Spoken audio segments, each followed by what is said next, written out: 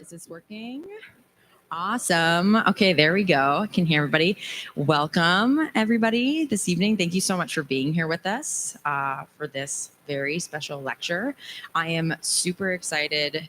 Can't believe I get to introduce Brian Engh this evening to give us this great talk. Brian is joining us from Chicago, where he currently resides.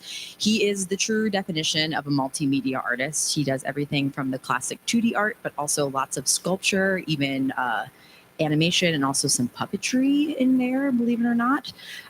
Through his production company, Living Relics, he has crafted murals, illustrations, sculptures for museums, animations, books, papers, documentaries, interactive sites, the list goes on and on.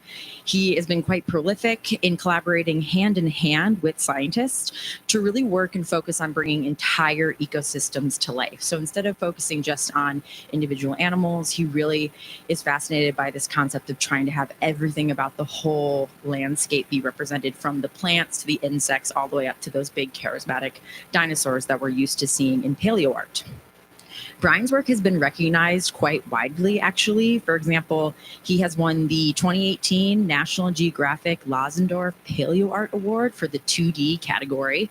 Then in 2023, he won the National Geographic Lasendorf Paleo Award Art for the 3D category. And then just this year, he won it a third time. We're going for the full EGOT version of the Paleo Art Awards. He won it for, so in 2023, he won it for a sculpture, and this year he won it for an animation. So that's two back to back too, like wowie. Brian's real passion is showing the art process, particularly as it relates to paleo art, and using it as an educational and participatory tool to bridge the gap between scientists and kind of people out in the public, and to use it to better communicate kind of these fascinating ecosystems and what we think was going on through deep time, bridge the public and the scientific world to one another. So with that, let's get excited for Brian's talk, and and then afterwards we'll have time for questions. So take it away, Brian. Thank you. Thank you very much, Jackie.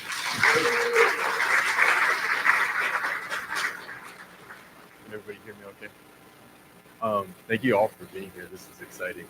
This is actually my first time in Oklahoma, so it's wild to get invited to a museum that I've actually never been to before and give a talk. I'm really nervous and very happy to be here, so thank you all. So today we're going to ask, why paint ancient beasts? We're going to explore what are the possible underlying philosophies that can guide or drive paleo art. What are the ultimate values? What's the point of paleo art? And as we explore deep time, as we explore reconstructing ancient ecosystems and prehistoric animals, we'll ask the question, what can we as humans living in the modern world, what values or insights about our existence and our place in the universe can we glean from exploring the prehistoric world through paleo art? That's a lot to take on, and it's something that I think about as I'm exploring these topics through the art on a regular basis, and it causes me to wonder what actually is paleo art. Paleo art kind of started as an idea. The term and kind of the idea or genre of art started with natural history depictions of these fossil animals from deep time. And of course, it's changed a lot over the years. This is historical paleo art from 1857. And you can see it has this like very classical European like woodblock look to it. Things developed quickly in paleo art, and different artists incorporated different amounts of scientific data into their work. And we saw all this rapid growth of this new art form.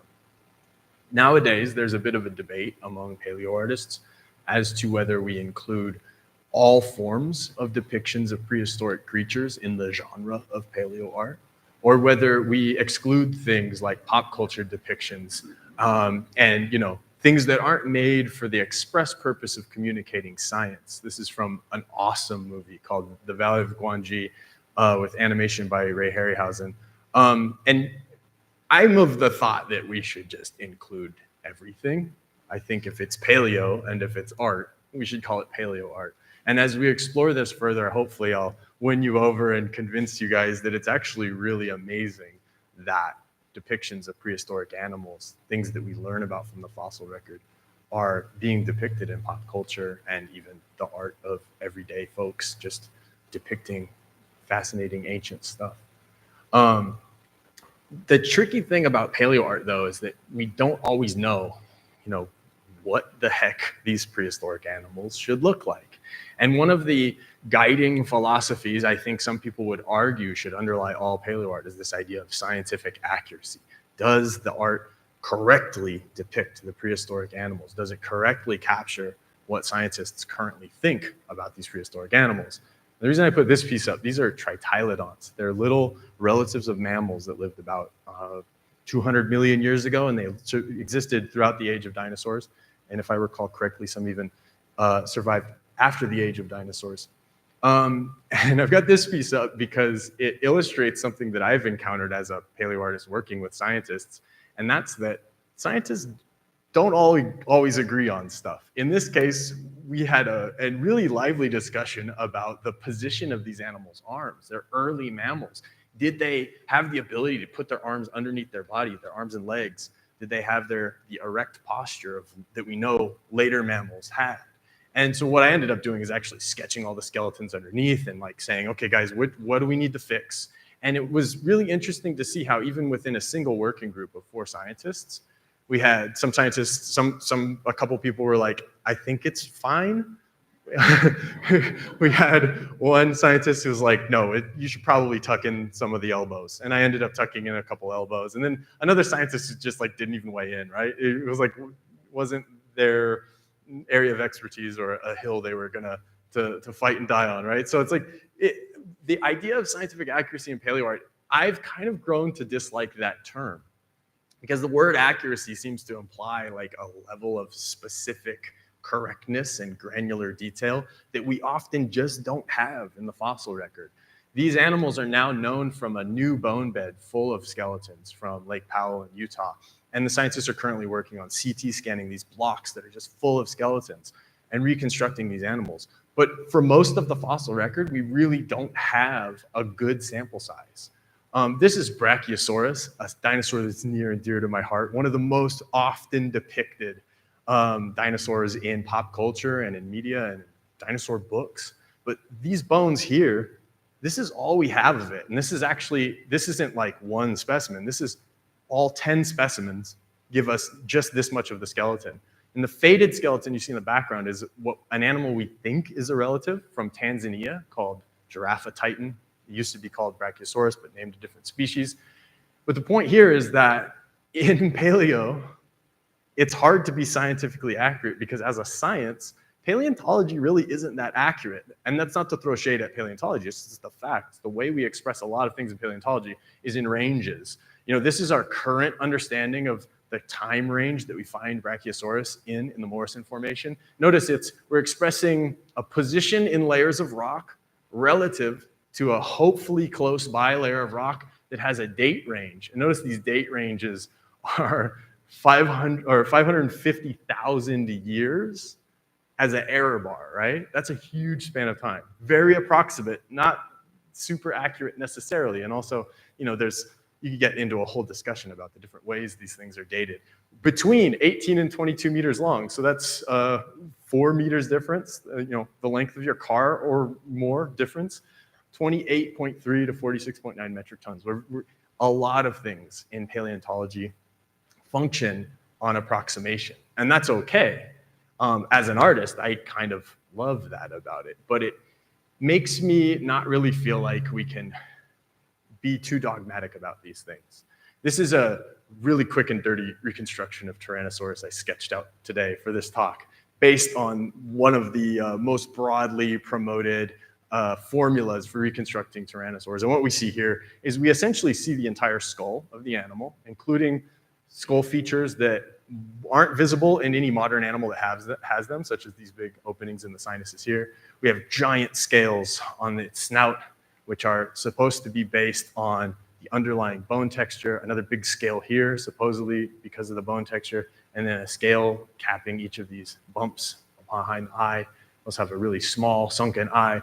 And this is the accepted standard for tyrannosaur reconstruction right now.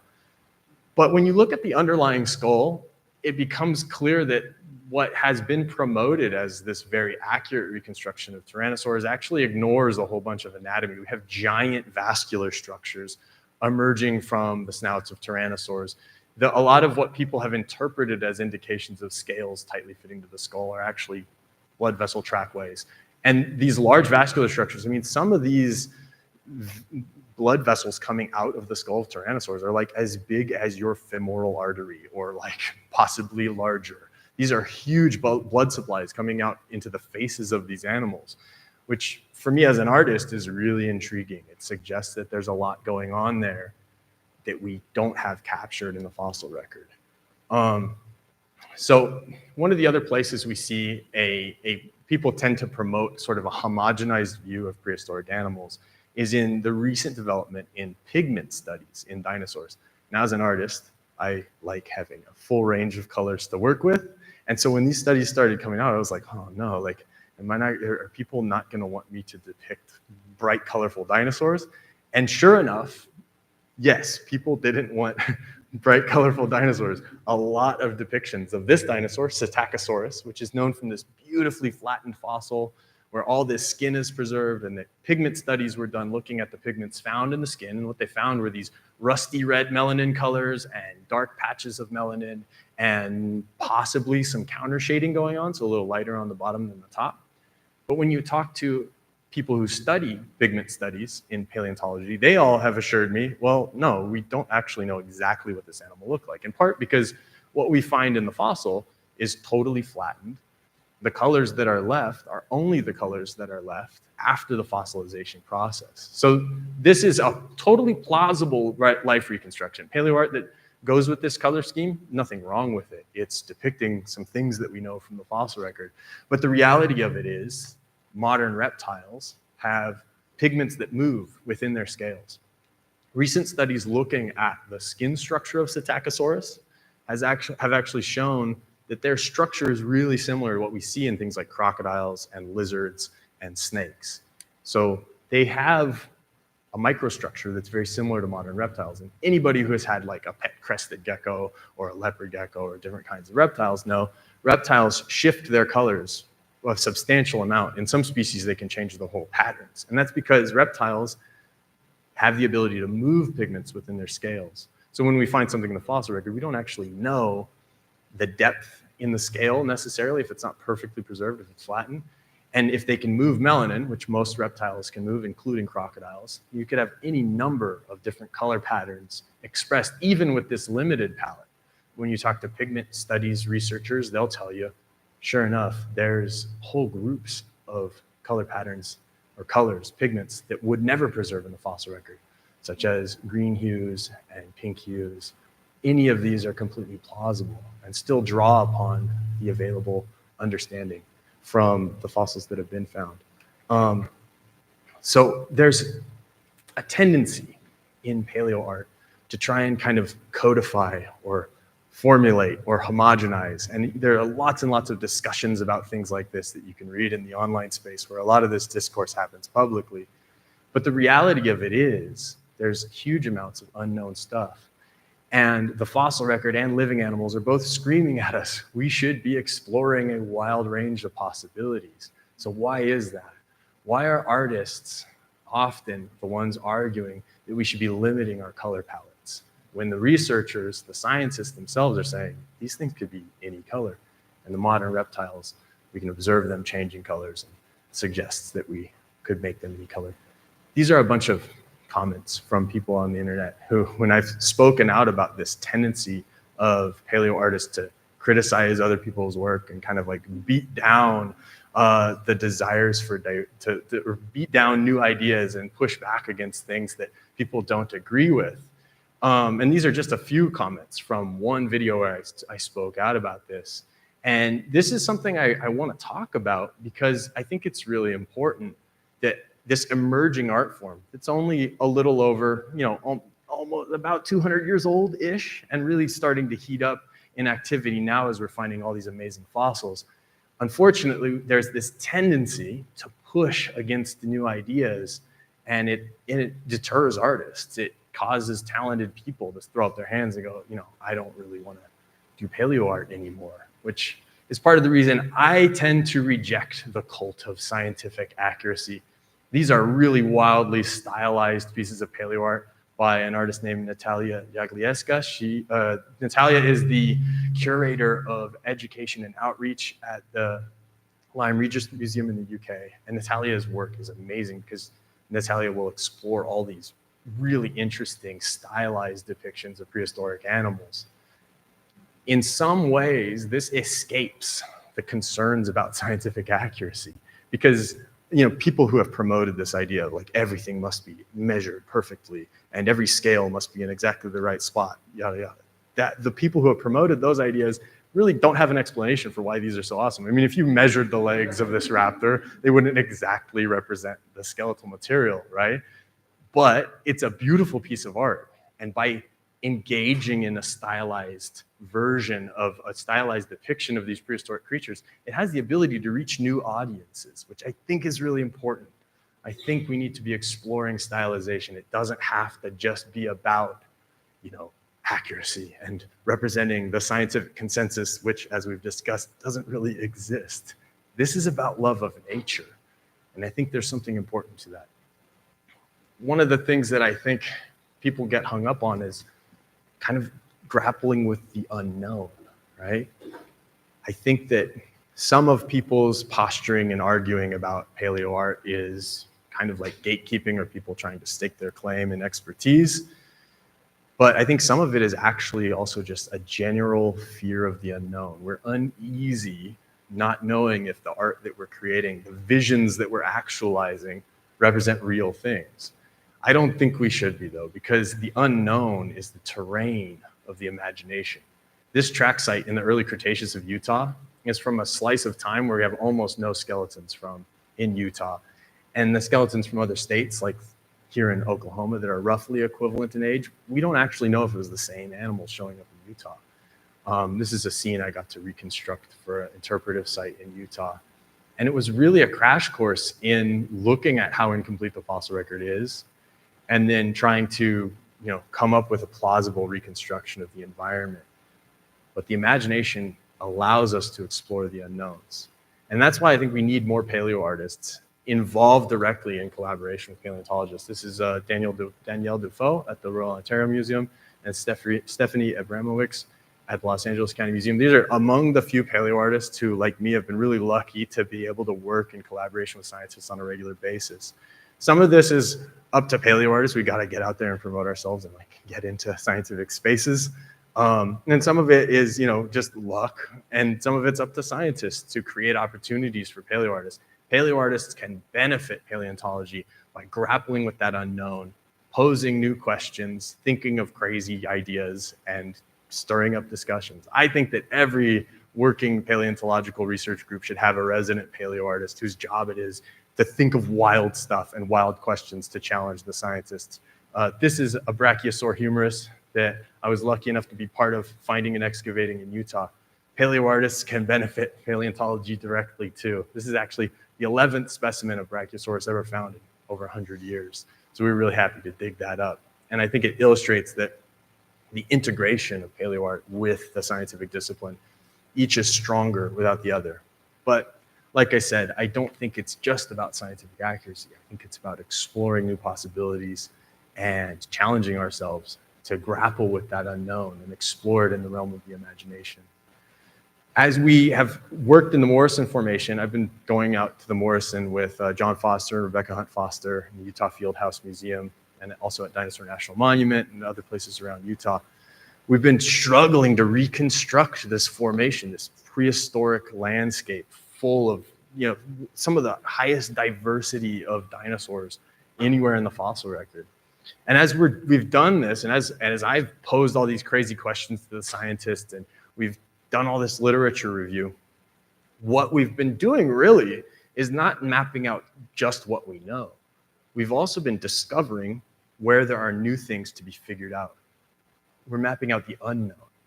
And so as we do that, we can get a better idea of where we need to do more research, where there are things that need to be figured out.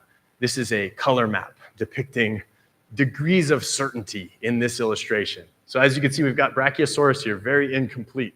In fact, all 10 specimens, I split them between the two individuals in the scene. In the midground here, we've got Camarasaurus. There's a few relatively complete Camarasauruses, so we've got a few more green bones in there. Notice that in the background, we have a Apatosaurus herd.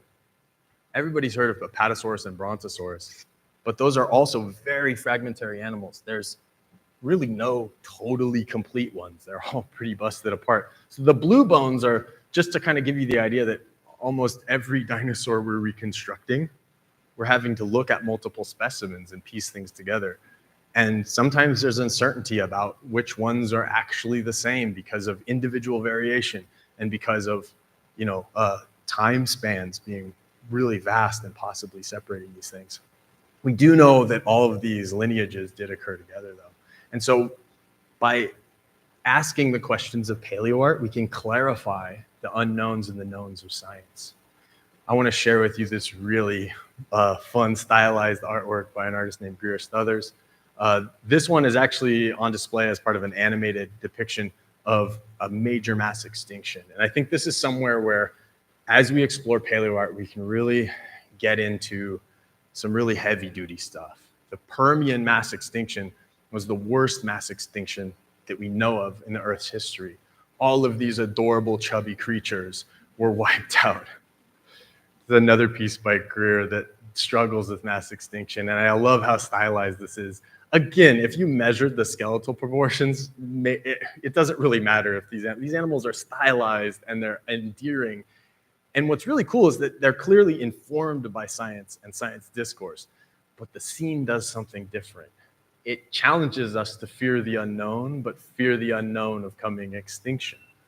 And I think that that is a really powerful thing that we could be doing more of in paleo outreach and education, because we're causing an extinction right now. One of the things we see going on in the Earth as the climate is changing, we're seeing warming of the oceans. This is a scene depicting a late Carboniferous reef.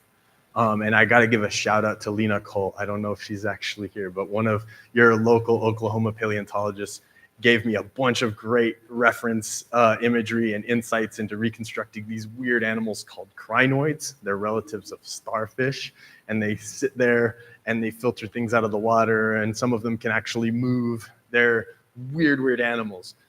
The reason I want to show you this scene, though, is that we see reef building during times of high biodiversity, and we see reef collapse during times of sudden climatic change, usually driven by runaway CO2. Greenhouse gases getting blasted in the atmosphere. This is meant to be a late Triassic scene. This is a scene I'm working on for Azan National Park. And this is depicting early sauropodomorph dinosaurs, so the possible ancestors of things like Brontosaurus and Brachiosaurus. And this is meant to depict a rift valley on the edge of Pangaea. So Africa and South America and North America were rifting apart at this time. And there were these big fissure eruptions, and there were also these igneous intrusive events. That means that magma from inside the Earth was getting pushed up through layers of rock. And this long-necked dinosaur is actually stepping on a fossil. It's stepping on a fossilized lycopode tree. You can see the models of these out in the diorama. So this dinosaur is walking over fossils from the Carboniferous as a volcanic eruption is cooking through those Carboniferous fossils. There were coal beds and carbonate-rich rocks and petrochemicals. And as magma pushed up through these layers, it burned fossil fuels and released huge amounts of CO2 and methane into the atmosphere. And researchers who are looking at these signatures actually in the rocks, in the geologic record, are seeing that the CO2 signatures in the rock spike at a similar rate to what we're doing right now. The result was the Triassic mass extinction toward the beginning of the age of dinosaurs. And what happens is that reef structures, like where those crinoids lived and the coral reefs and things, they collapse because at a certain point, you get so much CO2 in the atmosphere that the ocean is absorbing too much and the water becomes mildly acidic with carbonic acid. When the ocean levels reach a certain level of acidity, animals that build their skeletons and shells out of calcium carbonate can no longer form calcium carbonate, and they have these huge die-off events. This is something that I feel like as paleo people, we need to be talking about more. We're seeing coral bleaching events currently happening in the South Pacific and the Caribbean and everywhere that coral reefs are alive. What you see on the left here with the really bright white coral, it's coral that's actually alive still, barely, but it's spit out all of the symbiotic algal organisms that it uses to turn sunlight into sugar. So the basis of the ecosystem has been spit out by this stressed out coral.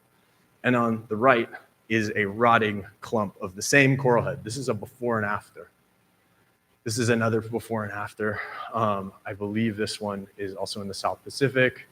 This is in the South Pacific as well. If you guys get a chance, I hope you'll watch the documentary Chasing Coral. I think it's one of the most important documentaries of our time. Crazy, scary things are happening in the ocean, and these are all things that were predicted by studying the geologic record and studying extinction events. And this is something where, as a paleoartist, I feel like we really have to do more to talk about these ecosystem occurrences and how ecosystems change. Remember the Brachiosaurus, we were talking about the time spans are expressed in ranges. The scary thing is that as the oceans are going through bleaching events, and then we're headed towards this acidification event where you get massive die-off of everything that makes its shells out of calcium carbonate, which is like all coral reefs.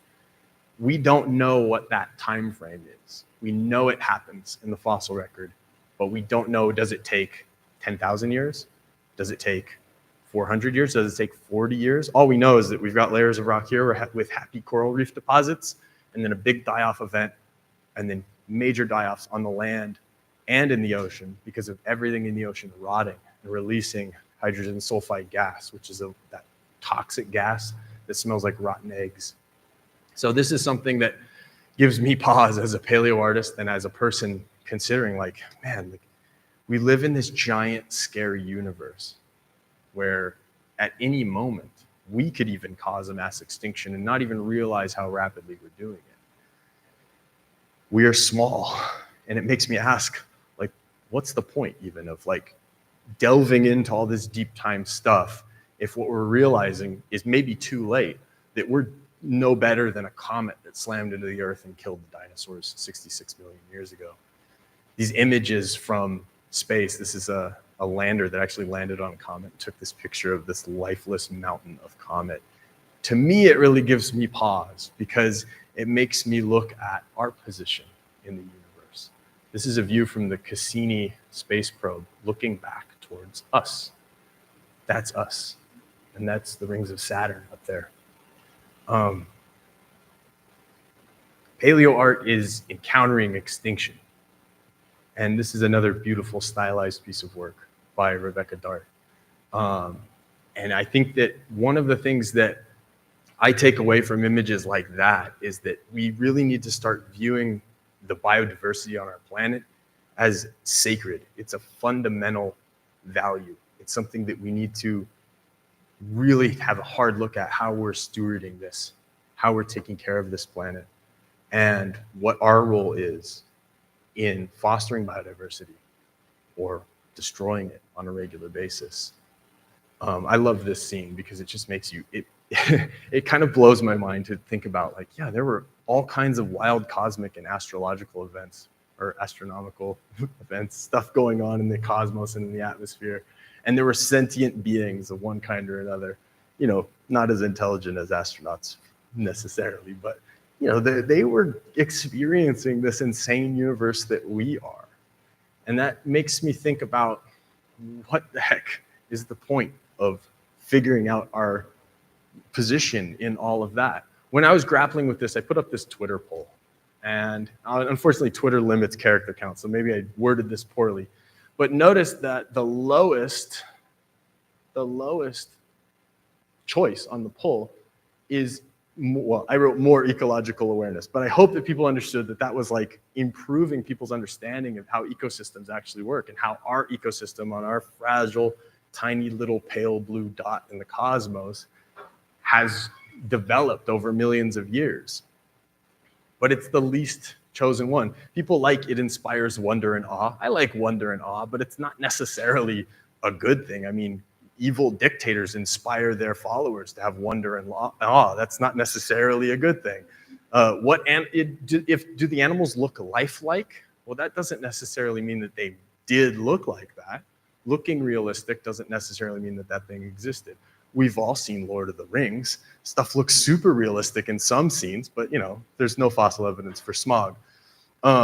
So, and then of course it reflects known fossils. Got second choice. And bear in mind that these are my crazy Twitter followers, followers of other paleoartists who have really promoted this idea of like scientific accuracy being the be all end all of the art form, would probably have it switched or have it reflecting known fossils be the most important thing.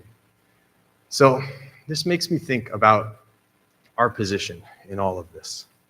And it makes me think about what's the point of art? What's the point of paleo art? I mean, that's a valid question. At a certain point, you look back on these mass extinctions and go, holy cow, man, I feel tiny and small. I asked a lot of those Twitter users, like, hey, so,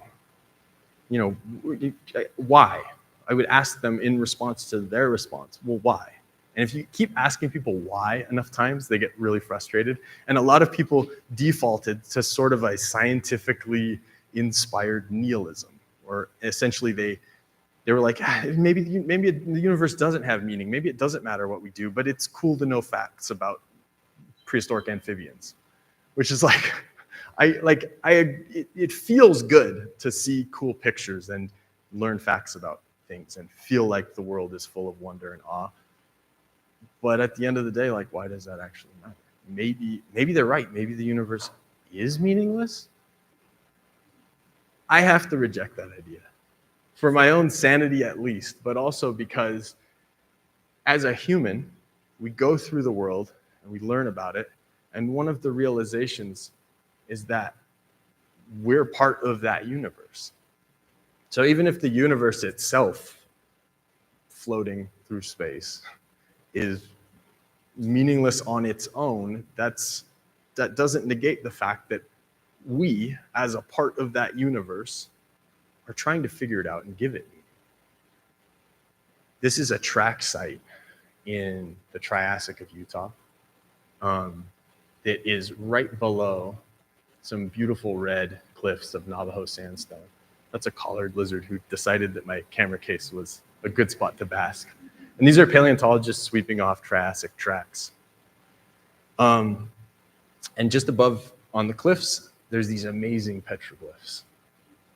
These are within view. Like when you go up to this cliff face, you look down, Triassic track site from 215-ish million years ago. You climb up and you explore these rock faces. And you see petroglyphs of bears. On the side here, it's a little cut off. I couldn't fit this all into one scene, but there's a hunter down here and then a trail past several animals. And then this is another hunter, and then there's another animal there. And as you walk along this cliff face, sorry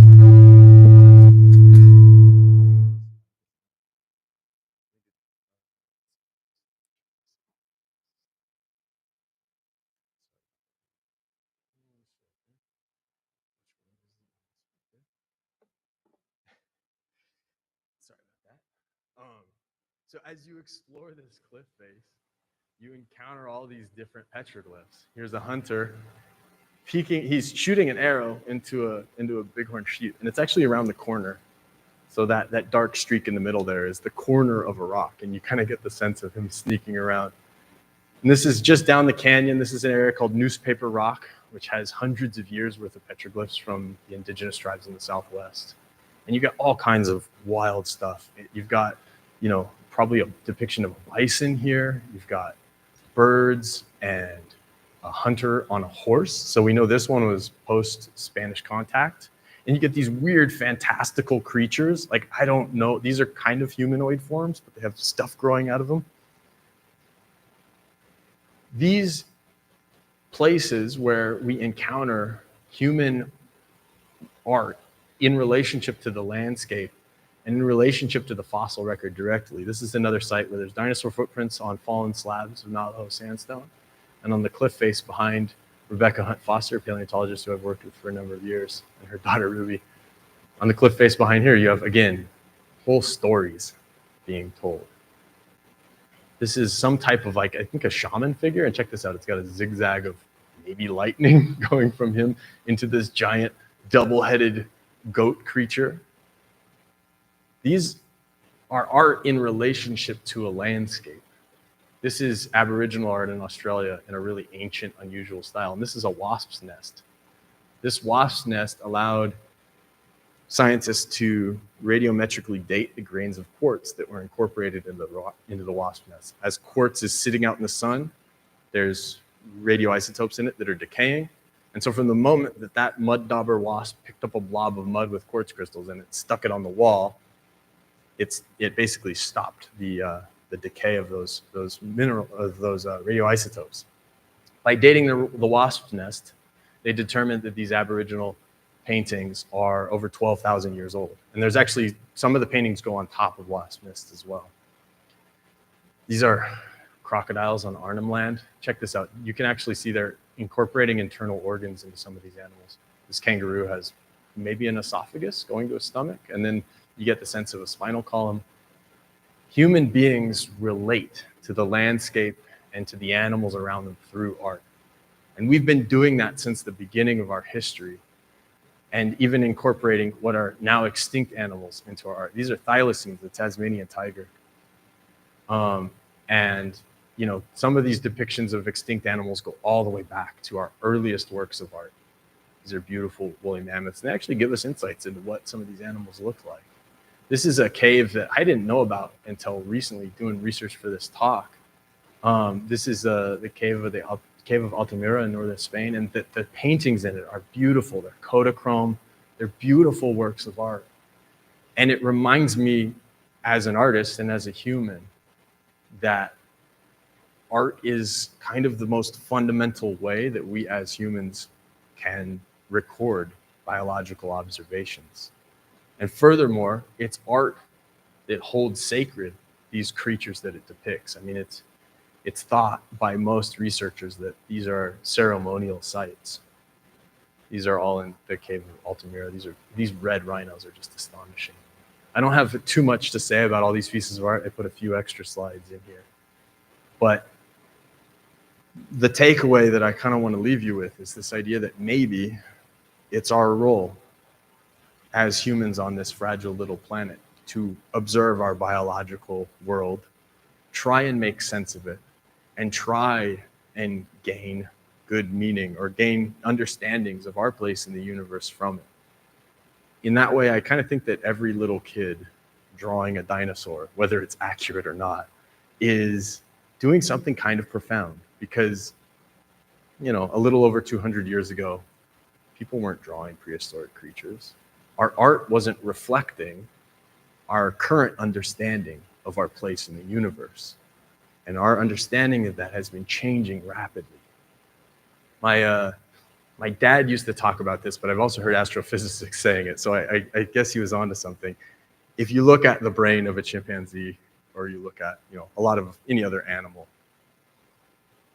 it's only a slight difference between humans and other primates in terms of brain volume. And there's this dramatic difference in what we can do with that, the things we can create, the things we can imagine, the depths of space we can explore. And one of the things that kind of stirs me up inside is the idea that we don't really know what we're evolving into. No wolf could have seen that by taking snacks from humans, it would turn into a dumb Labrador, right? We as humans, or our primate ancestors, didn't know that by using rocks to access, you know, food, they would be increasing their ability to develop their brain. As we struggle with figuring out our place in the universe, I want to leave you all with the idea that on some level, our actions here in this timeline contribute to a bigger timeline. We don't know what we're evolving into, but I think that if we proceed with that value of holding biodiversity sacred and exalting it in our artistic expressions, we're going to be hopefully heading in a good direction. So thank you all for listening. I hope that more or less makes sense.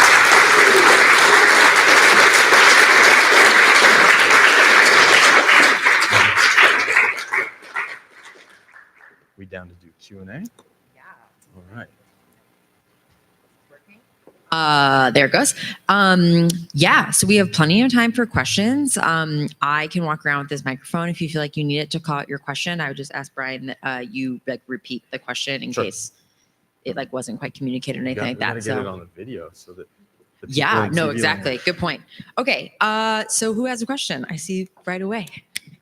I'm gonna try to run around and not trip. Well, I appreciate your profound talk.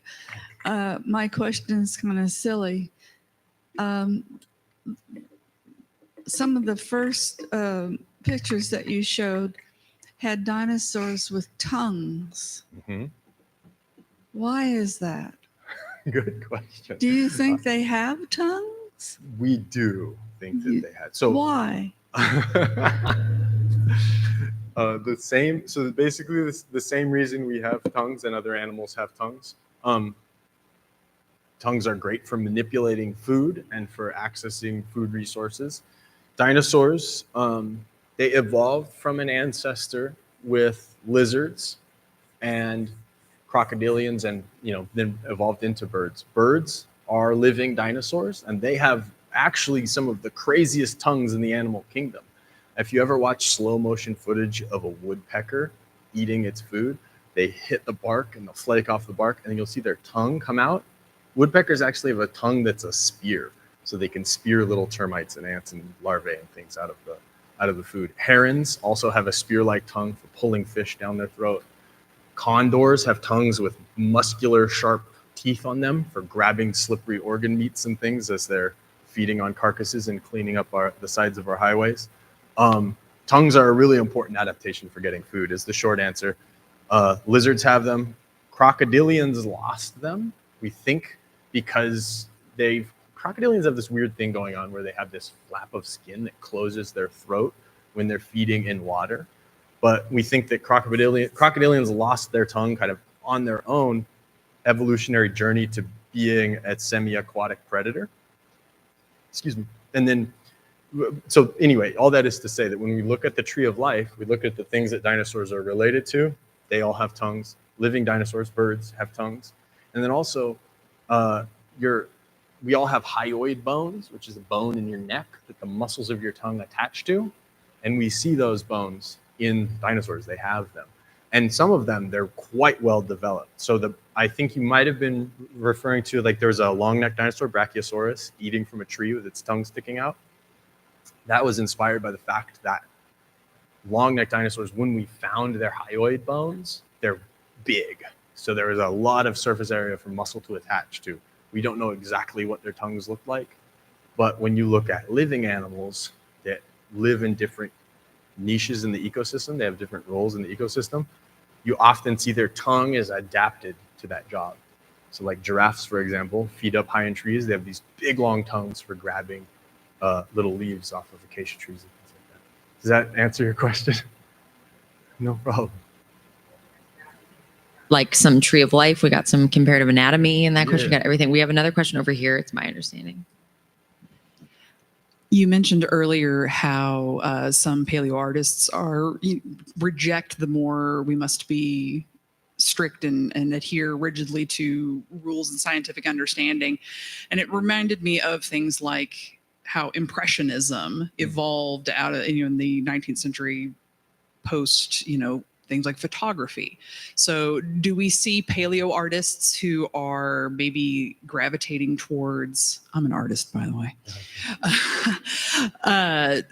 like neoclassical painters who are painting these very epic, romantic battles versus Impressionists, dinosaurs drinking out of lily ponds, and just putting their personal artistic preference versus that scientific accuracy.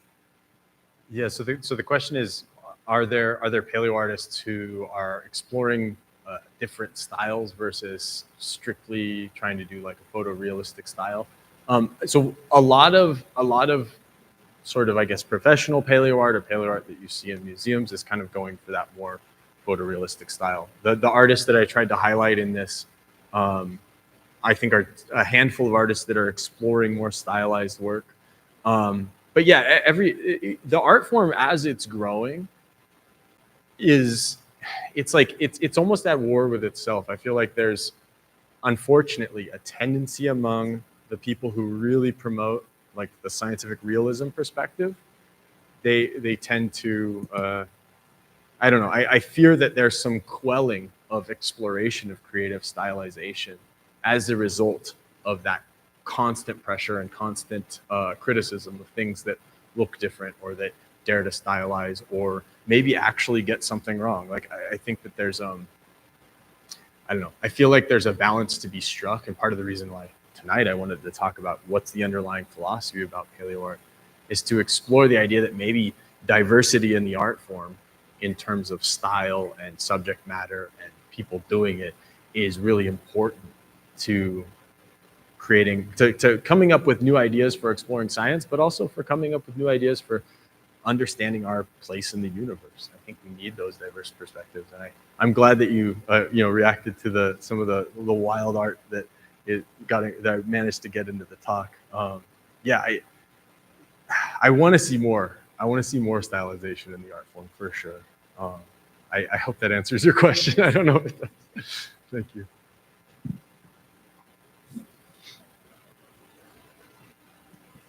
Yes, thank you for your talk. problem. I'm curious because you showed the images of paleo art at the beginning from like the 1850s and then in the 40s and 1950s. And we see such a change as new information about fossils and dinosaurs was coming in. And so I'm curious, as you have been learning more from the paleontology community, if you have noticed changes in your own work and if it has evolved in some way as you were obtaining new information. Yeah, so the question is, has my art changed as I've interacted more with paleontology? And the answer is 100% yes. And that's part of the reason why I'm trying to make the case in my talk that like we need more integration of paleo artists working in direct collaboration with paleontologists. I didn't include any art in this that was from like before I was working with paleontologists. I was still drawing dinosaurs and stuff, but I had no idea what I was doing. and also my drawing skills weren't that good either, right? Like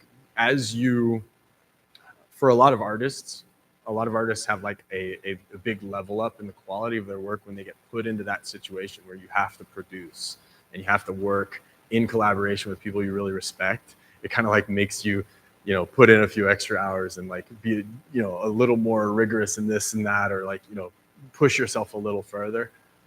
Yeah, so absolutely. And even in the time that I've been doing paleo art, we've had a swath of new discoveries that have dramatically changed our understanding of like the appearance of dinosaurs and the appearance of even certain prehistoric mammals and things.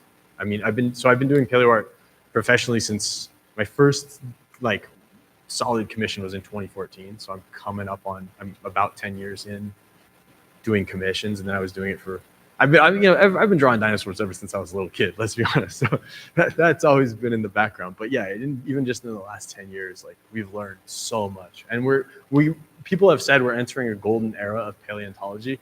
I think to some degree that's actually an understatement, a little bit short-sighted, right? Because a huge amount of the world doesn't have paleontology going on in it. So we are, I think, at the very beginning of paleontology and paleo art right now. As the world develops, hopefully it manages to develop and not descend into chaos and global conflict, because that really impairs scientific development. But if we manage to keep developing paleontology, we're going to see even more wild discoveries from all different parts of the world. I mean, there's like almost no paleontology going on in all of sub-Saharan Africa, which is a vast expanse of amazing landscapes and important rock outcrops. And we've scratched the tip of the iceberg in our understanding of deep time in its history. This next question, because I know I saw one over here that is going to be, but do you want to tell them about your first commission? while we're sitting. Oh on that. yeah, nice. So y'all might have seen out on the table in the little reception area. There's a little tiny crumbly dinosaur skull from a little horned dinosaur called the Quilops. Let me see. I'll actually back up in the slides if that's okay. So there's this little horned dinosaur from. It was actually in collections. It was in this museum. It was found in Montana. Where's the Quilops? Sorry, I don't mean to make you watch my whole talk again.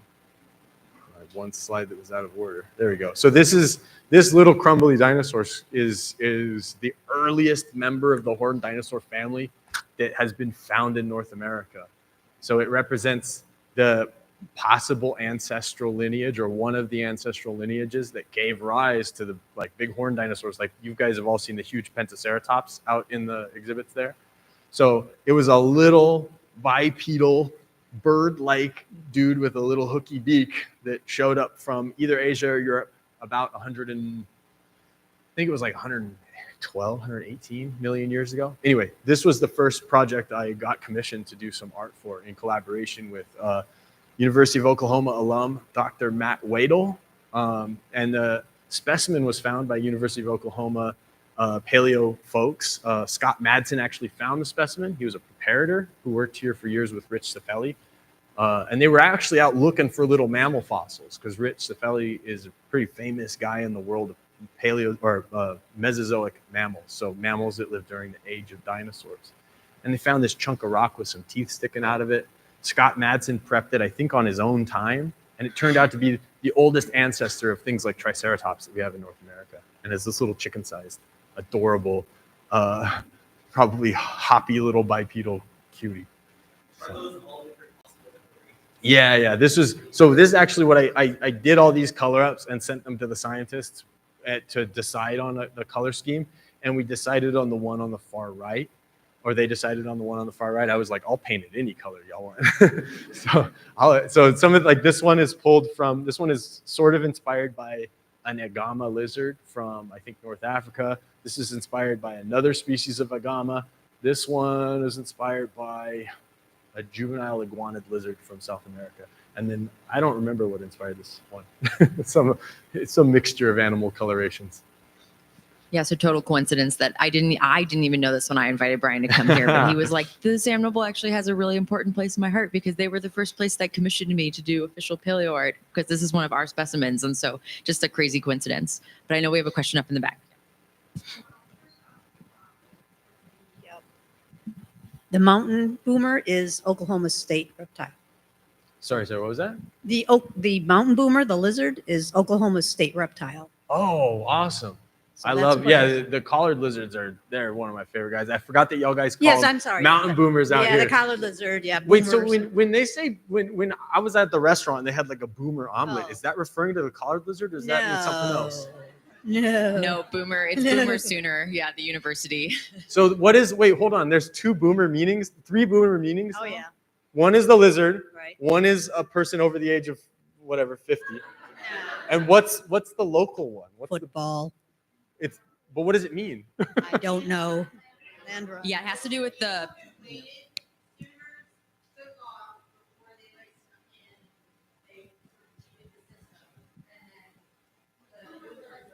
myth. Yeah, the myth is that they made like a lot of noise when they were coming into town, so they were called Wow. boomers, Okay. things like that. No. Awesome. Does anybody know the etymology of the nickname for the lizard?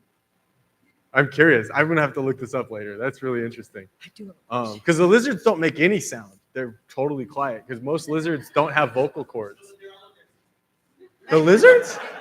No, I found a baby one last year. But my Awesome. question was, what form of animation do you do? Do you do like Harryhausen or Disney or CGI? And I do you actually sell do- it? I do something kind of in between. I do something we typically call cut paper animation.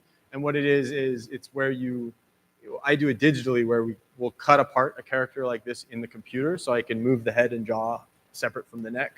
And I create animation that way. So the project that just got an award was we did a 21-foot long projected mural. So it was two projectors kind of blended in the middle, depicting a late Jurassic forest environment from Wyoming. And so all the trees and leaves and things are moving, and it's all hand painted. but it has movement to it, and then dinosaurs and things walk through the scene. I've done a little bit of 3D animation, and I've done a little tiny bit of stop motion animation, but not in a lot of years. My favorite thing is to work in 2D animation. I hope that answers your question. We had a question in the back corner, I believe. Did you have a question? So I grew up going to this museum, and I Awesome. always liked the big orange scaly Deinonychus picture, which might not be accurate anymore. Who And cares? I loved going to the Field Museum, and one of the highlights was like the old Charles R. Knight picture. Yes, But like yes. when you, if like the goal is to be educational and it's inevitably going to be outdated, how do you prefer your art be portrayed without to kind of show behind the scenes that it's speculative and not authoritative necessarily?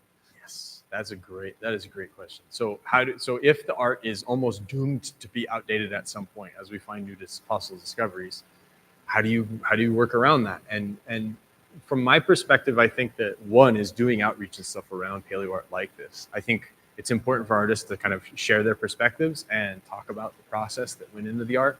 And then also, I think it's important for like museum staff to educate people about like, yeah, this is out of date now, but it represents, you can see scientific progress because we have old paleo art around.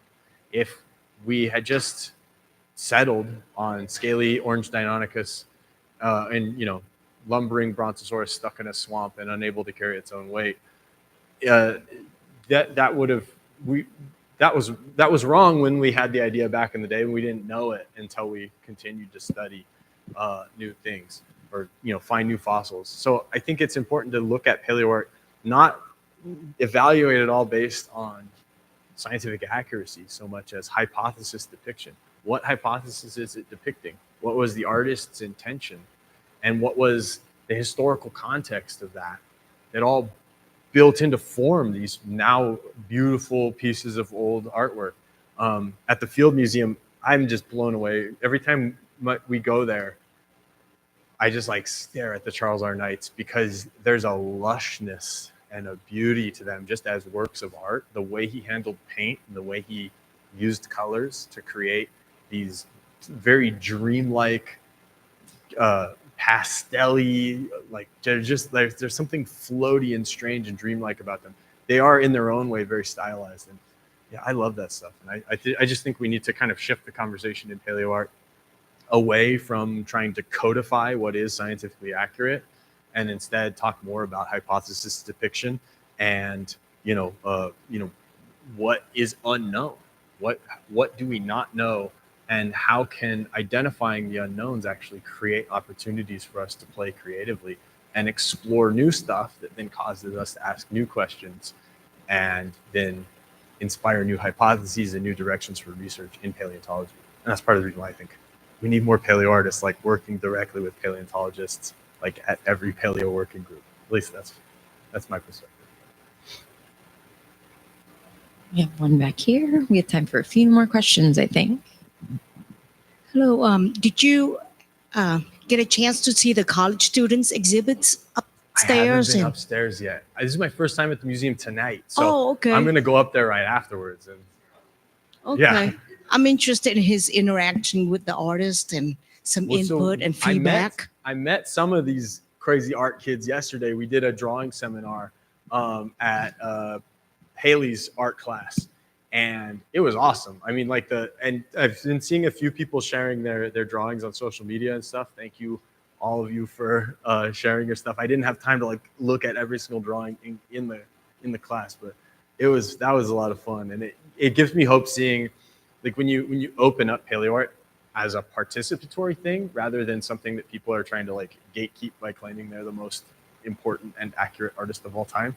When you make it participatory, you see all these different potential interpretations, and you can see also the development of people learning about things like skeletal anatomy and how it interacts with soft tissue, things like evolution and how it might inform or confuse us with regards to how to reconstruct prehistoric stuff.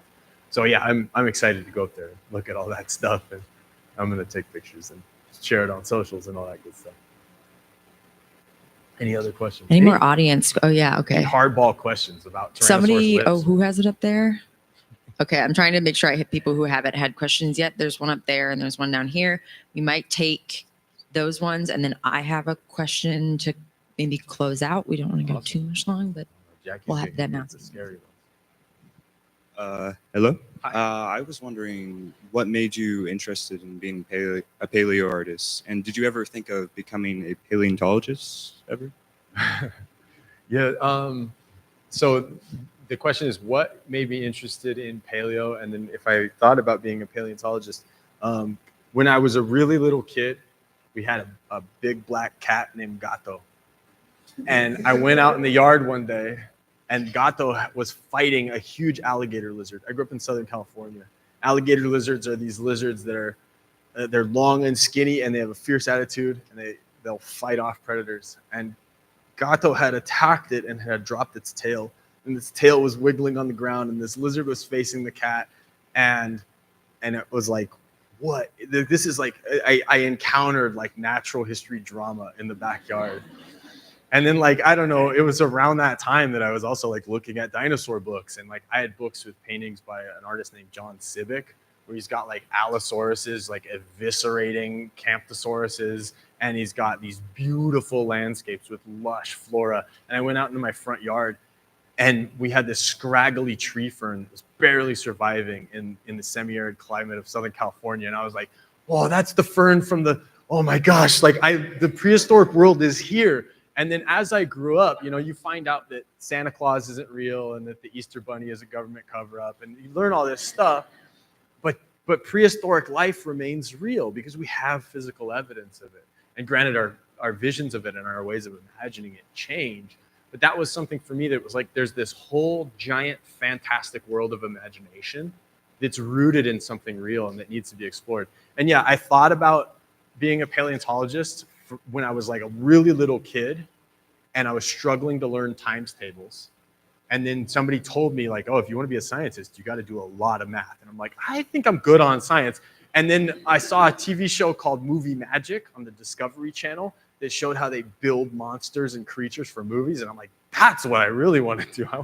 I want to build things and work with my hands and paint stuff. And so I went to school for film and animation, and haven't really looked back since. And I've just feel really lucky that by asking questions of paleontologists in the process of making art for my own enjoyment, that's developed into relationships and commissions and a whole bunch of projects. And so, yeah, the one thing, takeaway for all of you from this, you don't need to be a PhD holding paleontologist to participate and contribute to paleontology.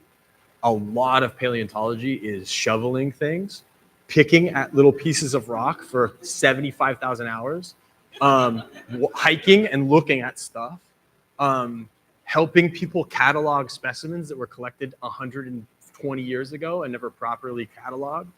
A lot of paleontology is grunt work that almost anybody who isn't disabled in some way that would prohibit them from doing it can do. And even people with physical disabilities can help in prep labs, can help catalog specimens, can help just like there's so much like literature organizing and stuff that needs to be done in museum libraries and stuff. Any of you could show up at a museum and ask around, or keep an eye on their website for volunteer job postings and things like that. Any of you could get involved in paleontology. There's so much work to do. The rock record is incredibly vast, and you never know what'll happen when you show up. You might make a huge, crazy discovery. Yeah, Colson. So I know like in paleo art, one of the things that's really, I guess, debated is not only what the animals may have looked like, but what they were doing. Yes, behavior. I think the focus has shifted more from like these big epic grandiose battles to more like, I guess, daily activities. Like this person over here mentioned like sipping water from a lily pond or something like that. A really big example that I've seen is like in the fairly recent documentary Prehistoric Planet. they depicted a Dinochirus rubbing against a tree to, get rid of parasites. Mhm. I imagine that costed several $1,000s to animate. Yeah. But my question for you, and this kind of plays off of your point on like hypothetical depictions, what sorts of, I guess, activities of daily living do you like to portray these animals doing? Oh man. Okay, so the question is, what type of stuff do I like to depict dinosaurs doing? Or Some other of my creatures? favorite paleo art is of dinosaurs sleeping. You never see dinosaurs be drawn sleeping. And I'm always obsessed when I see that because it's like that. You're like, they had to have slept. We never draw them sleeping. Yeah, I'm fascinated with all of it. Honestly, for me, my favorite thing about paleo art, and something I struggle with, even though I try at it really hard, is depicting believable environments. Because to me, that like just makes the world feel so much more real. And so lately, I've gone down a lot of rabbit holes related to paleobotany because I think plants are pretty. They're also really challenging to paint, and I like to try and bring these worlds to life. And one of the things that kind of gets me excited about that also is that some families of plants from the Mesozoic, from the time of the dinosaurs, are still around and still important components of ecosystems. Like, the redwood tree family, still around in a few different parts of the world, unfortunately really threatened due to deforestation. And like, marine life. I'm kind of fascinated with the whole picture. In terms of behaviors of animals, I've been really lucky that I've gotten to do art based on dinosaur track sites. And dinosaur track sites are really cool because you actually have preserved behavior, preserved interactions or near interactions. And yeah, I hope to continue to do more stuff sort of inspired by track behaviors. One of my favorite things to depict that I don't, like, a lot of people remember my depictions of like predatory epic battle scenes and things like that, which are fun. And for some animals, that was daily life. I mean, a lot of these animals had to eat daily and would kill things to do it. But people, some of my most like popular, or at least in terms of how the internet traction has tracked for different pieces of art, it's like, yes, bloody T-Rex chomping things, or like, Allosaurus cannibalism scene. That stuff's done really well in terms of like capturing the public's attention. But some of my favorite things to depict is nesting scenes. I'm fascinated by dinosaur parenting and nesting behavior. We've got at least circumstantial evidence suggesting that these things built nests. Some of that, like, there's a beautiful Oviraptorosaur fossil found on its nest. That to me is like, and that would have been a feathered dinosaur. There's some paleontologists have suggested that the evolution of feathers that can repel water may have started as a nest sheltering adaptation.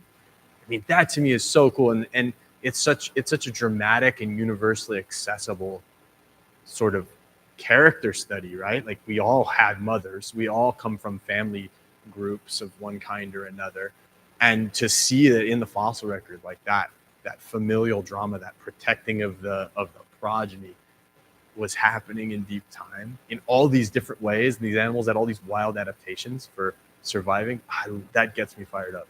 And I wish there were more opportunities to do dinosaur nesting and family depictions, but it is what it is. At risk of going a little bit too over time, I'm going to bring it home basically with a question that's also sort of a plug. I will say, Brian was saying earlier, we do have a huge volunteer cohort here at the museum. So if any of you are interested in volunteering, there's a lot of volunteering that happens in Vert Paleo, and we're always looking for volunteers. So like, go on the website and check that out.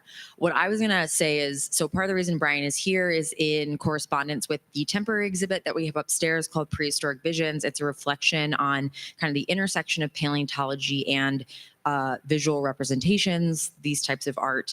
Something that I'm really inspired by and been fascinated by is the fact that paleontology is so tied into these types of visualizations, like from the very get-go, like from as early as when we find stuff in the field and we're drawing something like a quarry map.